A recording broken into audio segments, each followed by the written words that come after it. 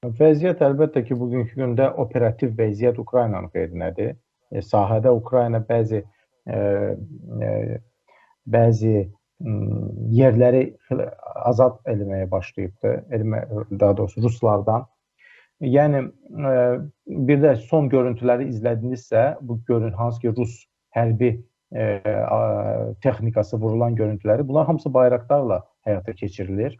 Bayraqlarla görüntülənir, bayraqlarla vurulur. Bütün bunlar hamısı əlbəttə ki, Rusiya-Türkiyə əlaqələrinə də bir şəkildə təsir göstərir. Rusiya necə ki, İrandan Ukraynaya qarşı pilotsuz təyyarələr alır, Ukrayna da Türkiyədən almağa davam edir. Və bütün bunlar əlbəttə ki, təsir göstərəcək. Amma digər tərəfdən gəlin bu Ukrayna, Rusiya, Türkiyə üçbucağında taxıl məsələsinə diqqət eləyək.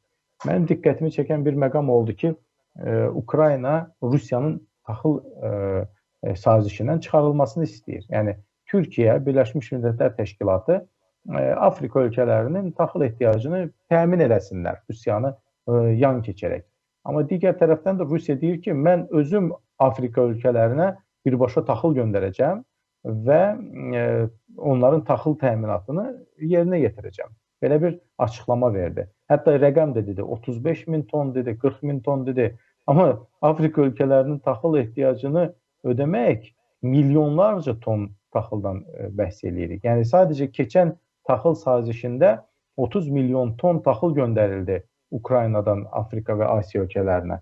Putinin göndərdiyi 40 min, 45 min ton taxıl neçə günə, neçə aya bəhs edəcək, çox maraqlıdır. Amma o birisi tərəfdən də gəlin baxaq görürsən, Putin vəd etdiyi taxılı hardan alacaq? Və bu sualın cavabını öyrənmək üçün Rusiyanın kənd təsərrüfatı statistikasına baxsaq, görək ki, Rusiyanın kənd təsərrüfatı digər ölkələrə havayı, pulsuz və yaxud ucuz qiymətə, dünya bazarlarına ucuz qiymətə taxıl verəcək səviyyədə inkişaf eləməyibdir. Bunların ən başlıca ixal etdiyi ölkə Rusiyanın özü idi. Daha doğrusu Ukraynanın özü idi. Və yenə də ağlıma deməli Rusiya ilə Türkiyə arasında qaz sazişi gəlir və Putinin açıqlaması vardı ki, biz bundan sonra kim bizdən qaz almaq istəmirsə, özü bilər, biz qazı Türkiyəyə verəcəyik.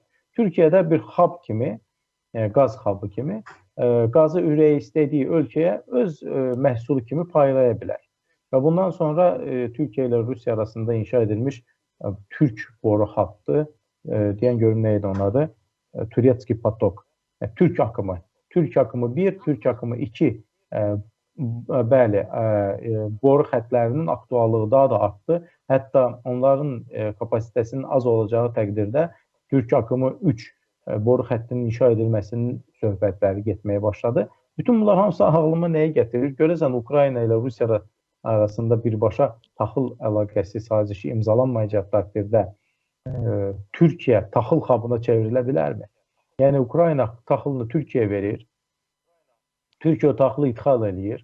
Ondan sonra ürəyi istədiyi ölkəyə, istər Afrikaya, istər Asiya, istər Rusiyanın özünə onu ixrac edir. Artıq Rusiyada istədiyi şəkildə, istədiyi qiymətə, bəlkə də aldığından daha ucuz qiymətə, kim bilir, onu Afrika ölkəsi olsun, Asiya ölkəsi olsun, onlara verə bilər. Belə bir teoriyalar, belə bir tezislər ağlıma gəlir, onu da mən sizin efinizdə səsləndirmiş oldum.